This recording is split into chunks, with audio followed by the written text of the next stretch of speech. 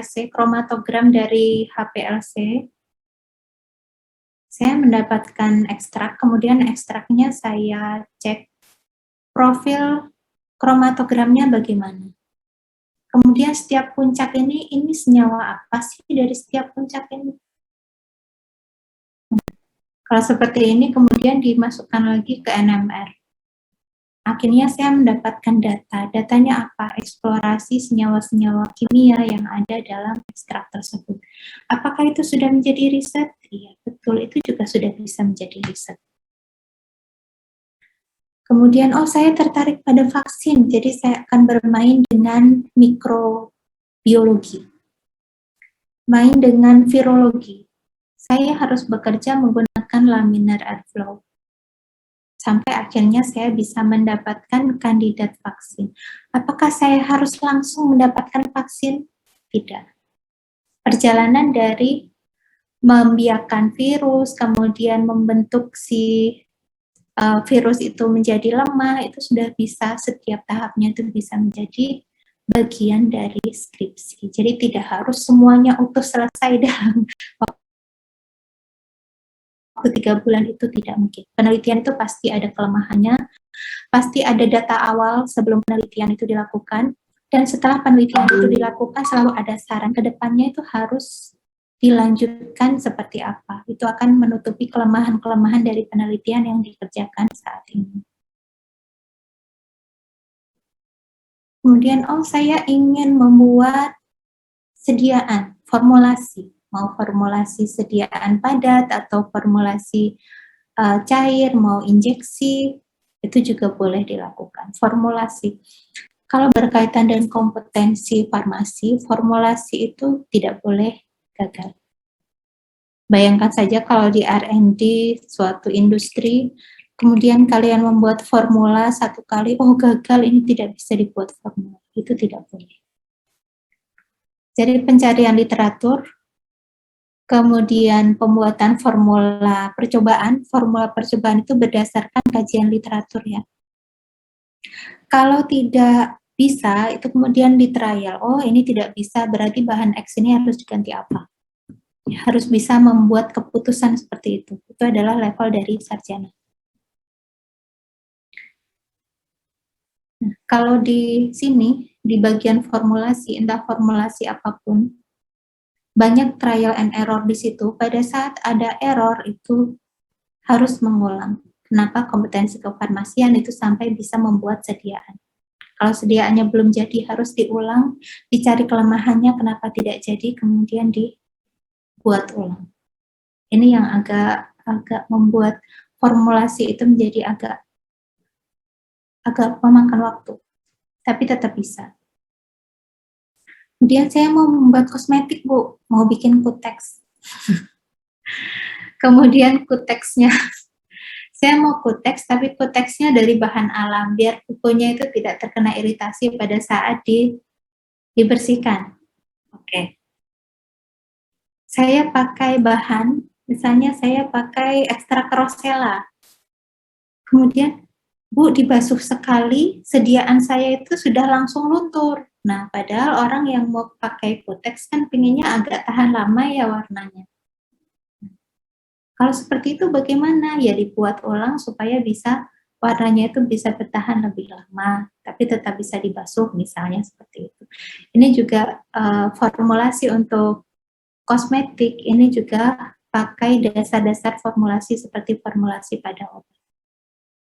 Jadi sifat fisik, karakteristik fisiknya juga sangat perlu diperhatikan.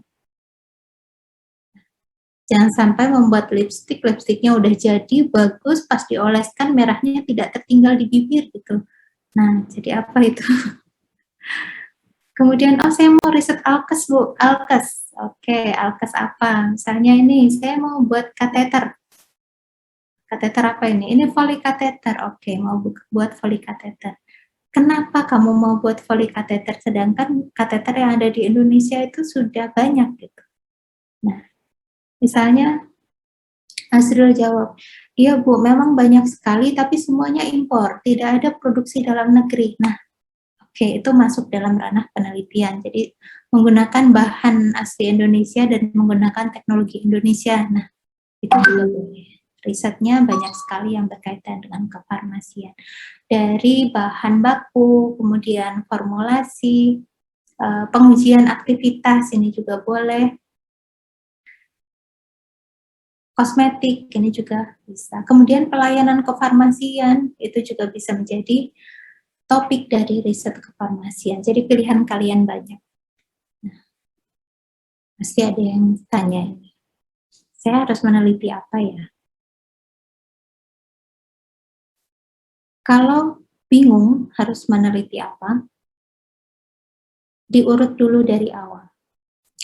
Minat Anda di bidang yang mana? Apakah dari nilai-nilai yang didapatkan sejak semester 1 itu nilainya itu lebih dominan di, misalnya di farmasi klinik.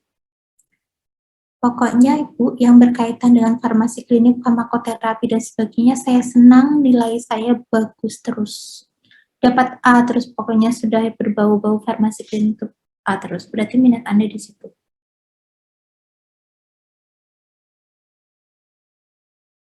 Kalau belum tahu, saya harus meneliti apa, dicek dari awal, minatnya di bagian apa.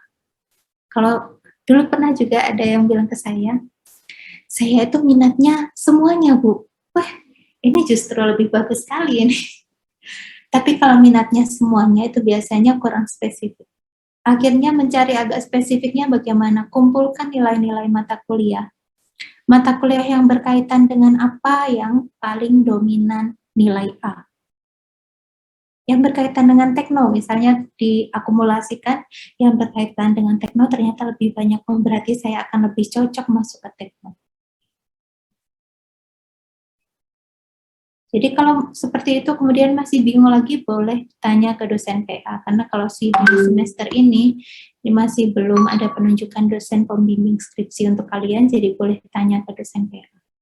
Kalau mau tanya ke kami, ke dosen Metopan, saya, Pak Islam atau Pak Fajar, boleh juga. Jadi yang pertama, tentukan bidangnya, kemudian tentukan yang mau diteliti itu apa. Mau obat dalam konteks yang sintetik, misalnya, saya mau membuat turunan paracetamol. Oke. Jadi obat sintetik ya, kimia sintetik. Saya ingin menguji dari tanaman saja. Oke. Obat sintetik atau obat herbal, kemudian tentukan mau apakah justru lebih dominan ke kosmetik, kosmetik masih masuk ke ranahnya farmasi, atau ke perlengkapan kesehatan dasar, misalnya mau bikin hand sanitizer, nah, masuk ke sini. Atau tadi Asril mau bikin alkes yang produksi dalam negeri, oke, masuk ke sini. Jadi bikin tuntunannya seperti itu.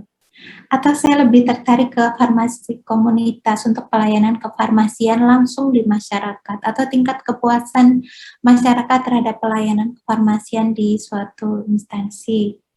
Oke. Jadi ini tentukannya satu saja. Meskipun menggebu-gebu gitu kan, kadang orang meneliti pertama kali itu kan, saya ingin meneliti ini tapi itu juga dan ini lagi. Oke. Disederhanakan mana yang paling diminati. Satu saja sudah cukup. Selanjutnya, tahap ketiga, dipikirkan bahan yang akan digunakan itu sintetik, bahan alam, atau yang lain.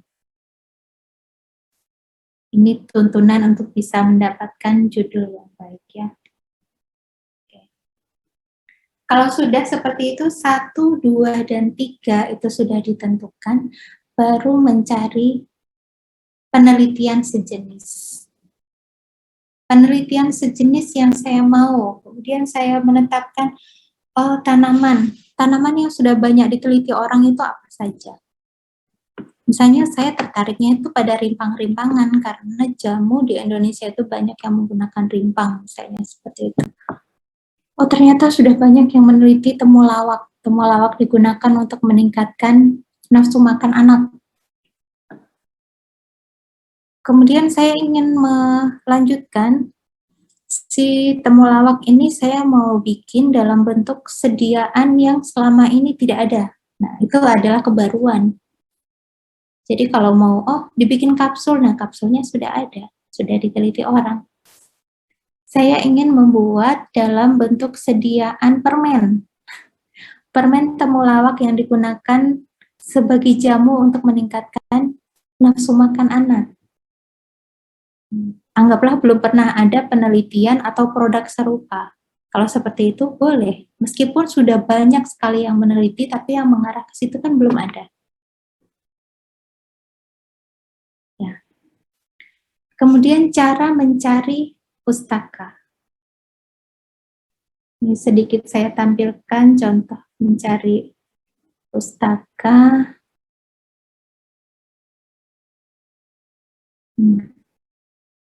Bentar, saya share screen-kan dari paling awal.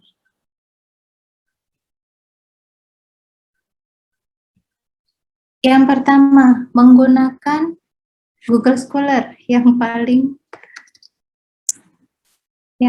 sering dipakai, Google Scholar. Yang perlu diperhatikan pada saat memakai Google Scholar ini adalah penelitian yang sangat bagus sampai yang sangat jelek ada di sini. Jadi harus sangat hati-hati. Misalnya kurkuma. Nah, orang-orang sudah menggunakan temulawak untuk penelitian apa saja. Saya harus baca dulu biar saya tahu celahnya di mana. Ini penelitian orang ada tahun 92, 2017. Ini kita cari dulu penelitian yang terbaru. Penelitian yang terbaru, misalnya 5 tahun terakhir. Oke. 2018 sampai 2022. 2018 sampai 2022. Jadi pustaka terbaru itu 5 tahun terakhir atau 10 tahun terakhir. Kalau sudah difilter seperti ini, tahunnya akan nurut. Kalau di sini kemudian dicari lagi, kok nggak ada, saya coba cari yang 10 tahun terakhir dari tahun 2012. Gitu. Ini penelitian punya orang, ini ada review artikel mengenai temulawak. Kemudian ini ada anti kanker secara in vitro temulawak. Kemudian potensi anti kanker ya temulawak juga. Anti-inflamasi tapi ada nanopartikel ekstrak etanol. Yang nanopartikel sudah ada. Dan yang seperti ini bisa dibaca satu persatu. Atau yang paling diminati saja, saya maunya temulawak tapi digunakan untuk meningkatkan nafsu makan.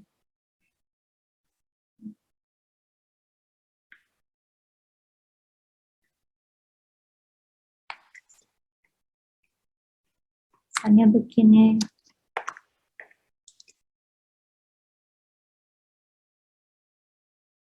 Enhance toddler appetite. Nah, ini misalnya sudah ada penelitian di Indonesia juga ternyata bisa meningkatkan nafsu makan anak. Tapi ternyata di sini adalah penelitian, bukan penelitian lab, tapi penelitian komunitas.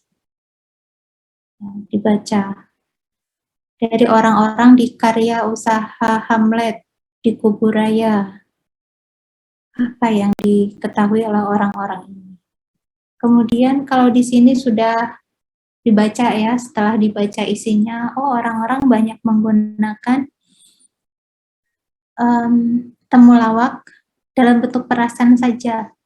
Oke, kemudian di sini, ini sudah dibuat menjadi jamu cekok. Jadi jamu kemudian dibuat dalam bentuk cair, dikasih air, kemudian diminumkan ke anak-anak. Wah, ini agak pemaksaan ini ya. Kemudian saya ingin mencari yang dibuat menjadi tablet kunyah. Kemudian Sudah dicari sampai yang 10 tahun terakhir pun, misalnya dari 2012, saya cari yang tablet kunyah tidak ada. Kemudian saya ingin merancang membuat tablet kunyah dengan menghilangkan rasa pahit dari kurkuma. Bagaimana caranya? Nah, seperti itu bisa menjadi salah satu contoh proses pencarian judul. Kemudian yang paling bagus ya, kalau Scholar ini kan semua penelitian masuk. Semua jenis, semua kualitas masuk. Kemudian kita pakai coba di ScienDirect. Kalau di sini, ScienDirect, ini hanya jurnal-jurnal yang kualitasnya bagus, yang bisa terindeks di sini. Misalnya, kurkuma,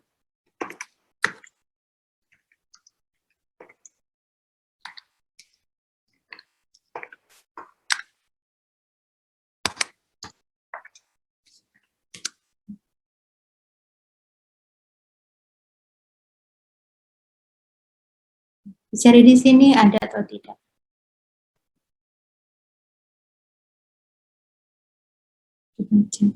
Ada yang bisa di-download, ada yang tidak. Kalau tidak bisa di-download, ini bisa dibuka dari abstraknya saja dulu. Kalau dari abstraknya itu sudah, kelihatannya kalau dari abstrak ini datanya itu saya butuh. Apa yang bisa dilakukan? Email penulisnya. Kan di sini ada alamat email penulis dan di sini corresponding author. Nah, di sini. Ini ada alamat email. Email saja. Misalnya tidak bisa dibuka, alamat email ini penting.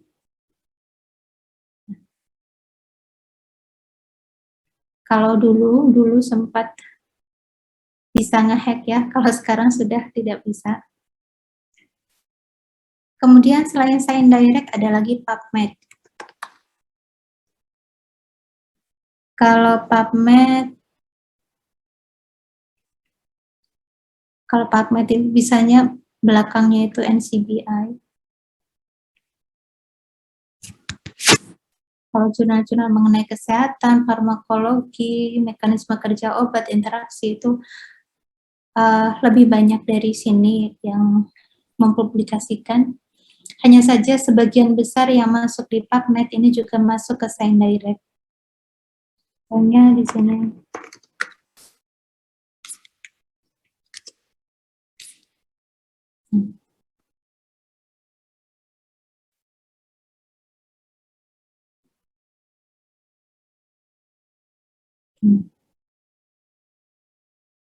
Saya ini, saya ambil yang 3 tahun terakhir, 4 tahun terakhirnya, itu sedikit sekali.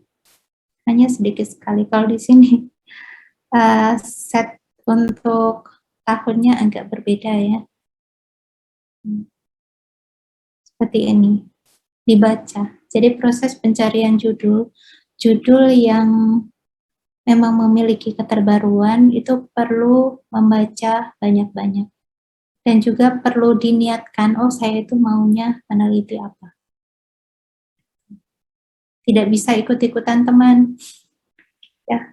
Kemudian untuk judul skripsi, nanti di skripsi 1 kan disuruh menentukan 3 judul. 3 judul dari 3 bidang yang berbeda. Misalnya kalian ternyata tidak cocok di salah satu bidang, saya tidak cocoknya, taunya dari mana? Itu dari penilaian dosen pembimbing skripsi. Jadi pada saat sidang internal judul, kalian akan ditanya-tanya mengenai judul yang kalian ajukan. Begitu ditanya kenapa memilih ini, memangnya peningkatan stimulasi nafsu makan itu berkaitan dengan apa? Begitu kalian sudah tidak bisa baca, tidak bisa menjawab itu, kelihatannya mahasiswa ini lemah di bidang itu. Kalau dipaksakan judul yang pertama bisa jadi nggak jadi lulus. Berarti ada alternatif judul kedua. Judul kedua itu misalnya yang pertama itu kaitannya dengan farmakologi, yang kedua tekno, yang ketiga itu berkaitan dengan farmasi klinik masyarakat gitu. Pas ditanya-tanya, pas yang di judul ketiga ini lancar sekali. Wah, ini berarti passionnya mahasiswa ini sebenarnya akan lebih condong ke judul yang ketiga supaya semuanya lancar gitu. Oke. Gimana, sudah siap membuat judul? Oke. Peter sudah siap, Kadek sudah siap, Fitria Amelia sudah siap. Karena satu SKS itu bukan hanya pertemuan tatap muka, tapi ada juga tugas, ada tugas terstruktur, ada tugas mandiri. Tugasnya adalah mencari passion kalian, mencari saya ini maunya apa sih gitu. Kadang-kadang mencari kemauan diri sendiri kan bingung. Ya, tolong cari judul. Judulnya nanti tidak perlu dikirimkan ke saya, tapi kalian catat saja. Bisa dicatat di file pribadi kalian atau di Google Drive, atau semacam buku harian seperti itu, supaya nanti bisa membantu kalian pada saat skripsi 1. Begitu metodologi penelitian itu sudah kalian kuasai, dari judul kalian sudah yakin, dari metode, dari jenis data kalian sudah tahu, sudah kalian plotkan, nanti pada saat skripsi 1, meskipun kalian tetap ada pembimbingan di bagian pendahuluan, tinjauan pustaka, begitu metodenya itu sudah matang, maka skripsi itu bisa jalan. Ya, inti dari skripsi 1 atau proposal itu adalah metode penelitian yang sudah betul. Ya, mumpung sekarang kalau belum betul saya bisa membetulkan, tolong dibuat dari sekarang. Oke, PR pertemuan pertama, catat. PR pertemuan pertama, mencari passion untuk skripsi. Kemudian yang kedua, menyusun 3 topik rencana judul skripsi.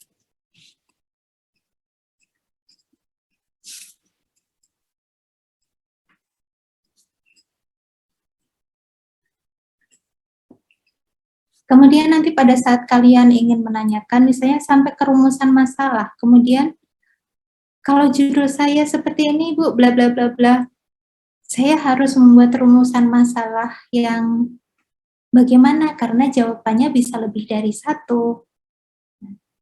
Kalau misalnya pertanyaan seperti itu tidak mungkin ditanyakan melalui chat, karena judul itu adalah milik kalian, dan pada saat kalian menanyakan, judul saya seperti ini Bu, disampaikan atau ditulis, bisa jadi ada yang terinspirasi, oh saya mau bikin itu juga. Nah, bahaya itu. Kalau ada yang seperti itu bisa didiskusikan langsung. Yang jelas pada saat pertemuan pertama, kalian sudah mulai bangkit untuk memikirkan apa sih judul yang saya mau. Termasuk membaca dari perpustakaan itu salah satu ikhtiar untuk mencari judul ya. Oke. Kemudian minggu depan kita akan membicarakan mengenai rumusan masalah. Tapi sebelum masuk ke topik rumusan masalah, kita akan membicarakan dulu mengenai judul. Pada saat menentukan judul, apakah ada kesulitan? Misalnya, oh saya kesulitan mencari tanaman yang belum pernah diteliti. Tanaman yang belum pernah diteliti itu tidak ada. Ya. Jadi harus ada penelitian lain yang mendukung sehingga kita bisa melanjutkan. Oke. Ya, sudah dicatatkan, nanti saya akan tagih. Menagihnya nanti bisa jadi personal karena tidak boleh ketahuan orang lain mengenai calon judulnya. Bisa jadi saya chat pribadi tiba-tiba pas kuliah, loh kok Bunikan ada chat ke Ayudia, ini kenapa gitu. Ternyata itu ada kaitannya dengan Ayudia, judulmu seperti apa, sudah mampukah kamu membuat rumusan masalah. Oke, dan itu salah satu strategi saya untuk mengetahui kalian tetap on atau tidak, kalian ada di situ menyimak saya atau tidak. Oke, untuk perkuliahan pertama, kontrak pembelajaran berkaitan juga dengan RPS dan materi pendahuluan sudah cukup. Kalau ada yang mau ditanyakan, boleh langsung ditanyakan sekarang. Permisi, Bu. Ya.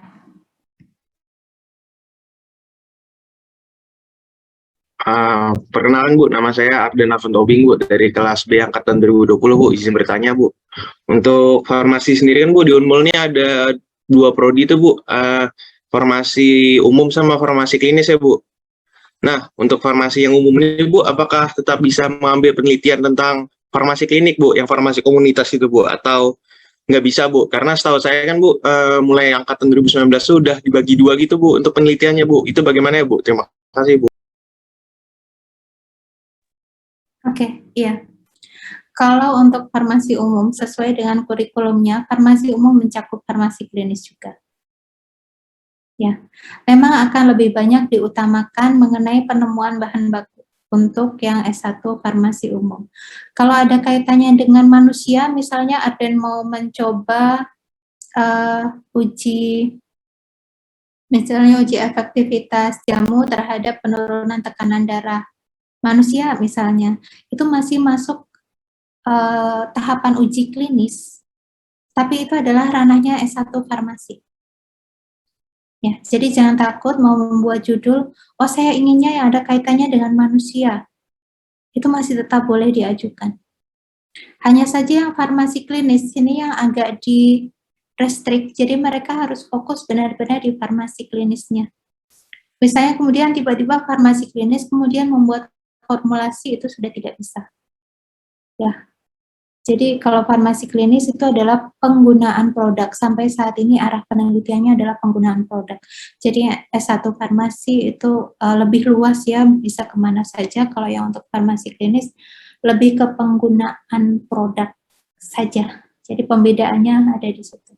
Oke, Arden sudah siap ya? Iya, Bu. Baik, Bu. Terima kasih, Bu. Angeline? Baik, Bu. Terima kasih atas kesempatannya. Saya ada beberapa pertanyaan sih, Bu, karena ini merupakan topik yang menarik ya, Bu, bagi kami yang masih awam-awam. Nah, pertanyaan yang pertama, Bu, saya kalau kayak membahas skripsi ini, saya ingat Bapak saya bilang kalau mau nyusun skripsi, ingat ATM. ATM, amati, tiru, dan modifikasi, Bu. Nah, tadi saya juga sempat dengar dari Ibu, ternyata memang bisa gitu ya, Bu, memodifikasi. Saya ada kasus nih, Bu, misalnya kayak tadi Bu bilang ya, kalau misalnya diabetes ke mencit itu pakai, salah satunya pakai 4 parameter. Namun penelitian sebelumnya 4 parameter, Bu, tapi penelitian saya ini 5 parameter, apakah itu diperbolehkan, Bu? Nah, terus itu, Bu, pertanyaan kedua itu mengenai ketika sidang skripsi atau sidang proposal, apa sih, Bu, yang sebenarnya membuat mahasiswa itu dinyatakan tidak lulus, Bu? Kayak gitu, itu kalau dari saya, Bu. Terima kasih, Bu.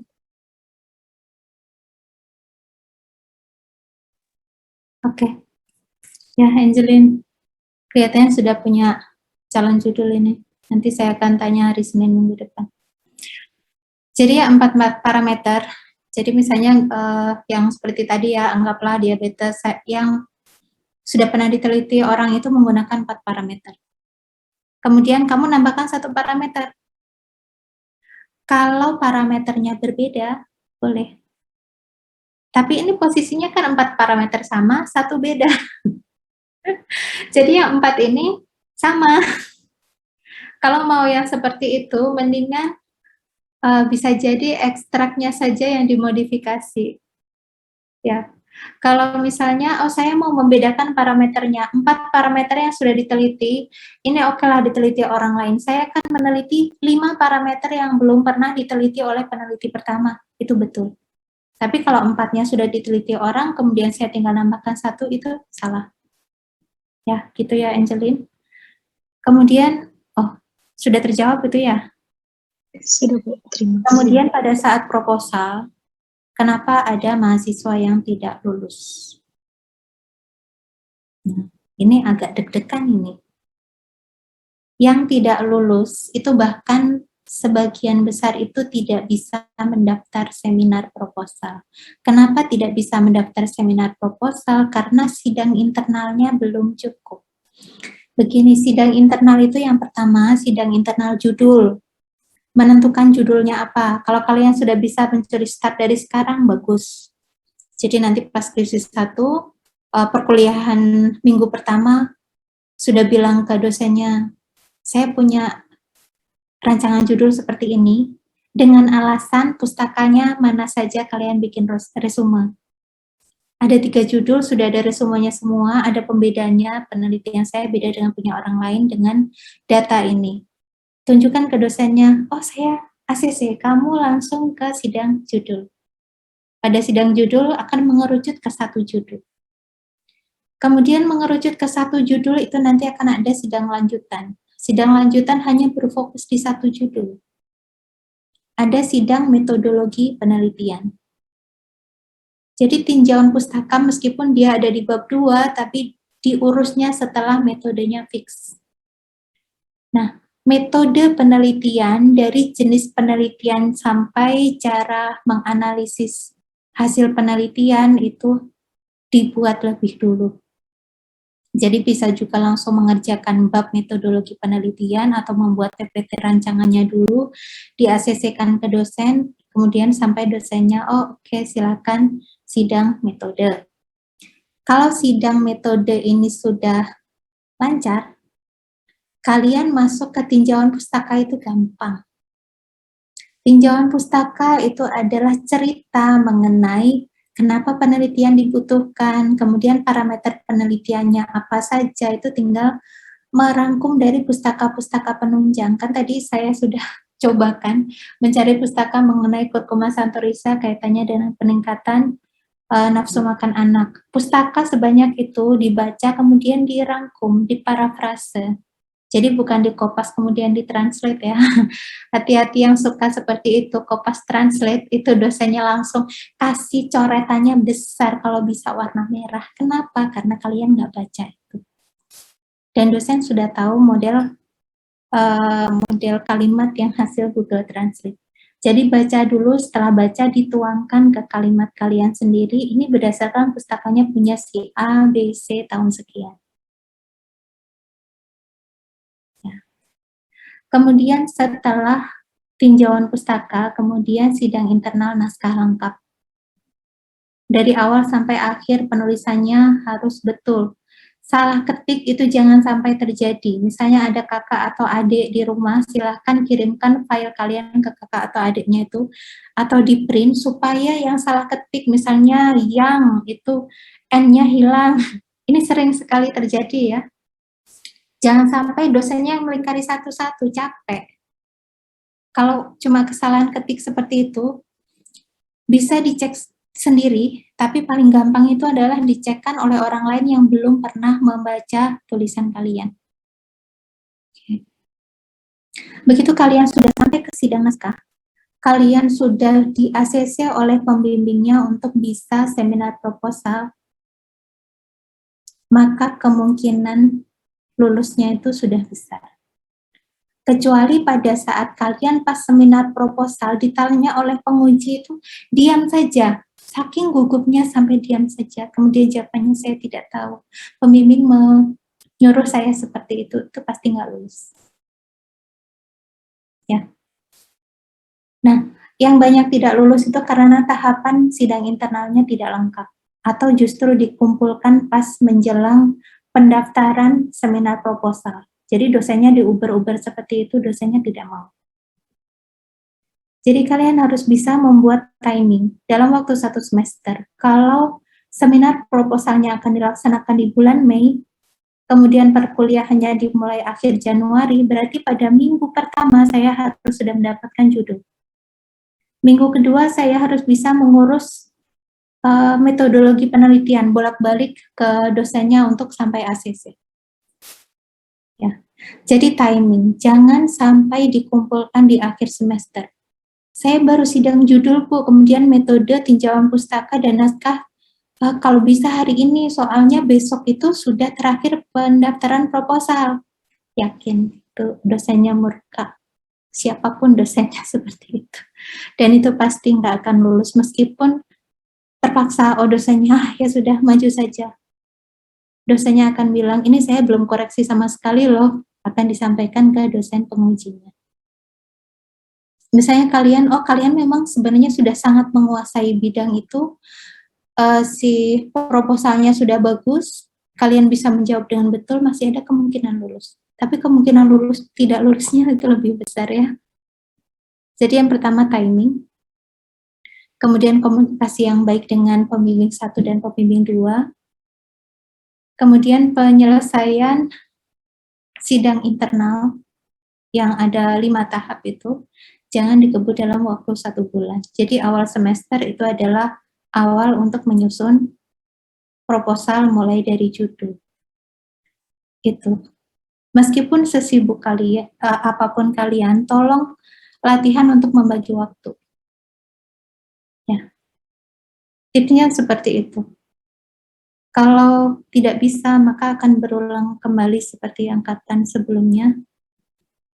Ya, hanya berapa persen yang lulus kalian sudah tahu?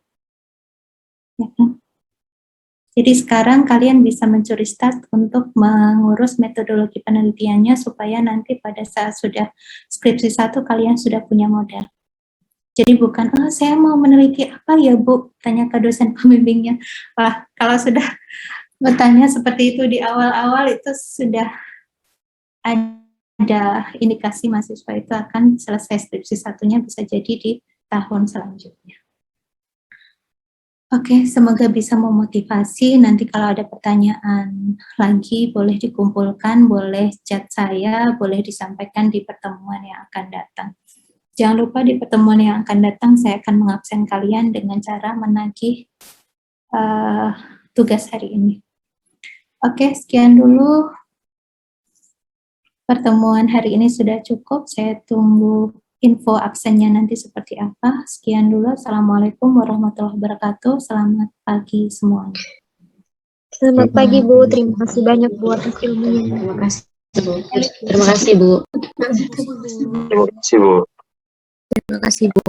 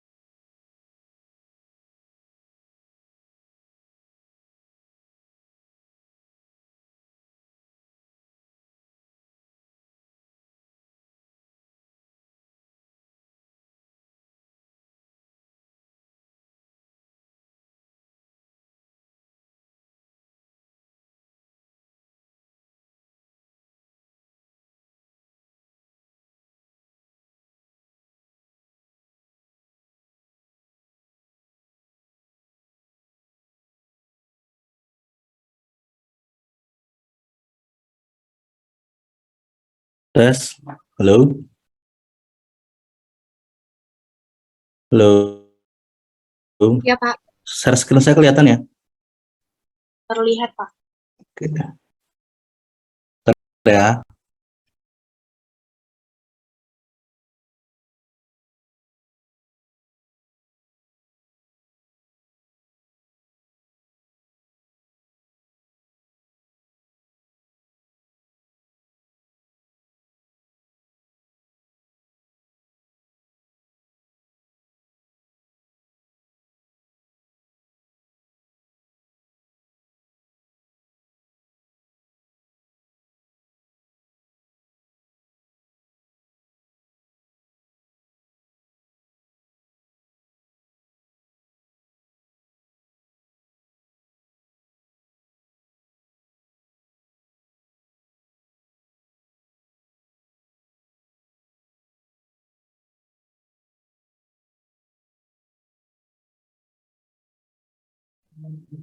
Oke, biar cepat kita mulai saja.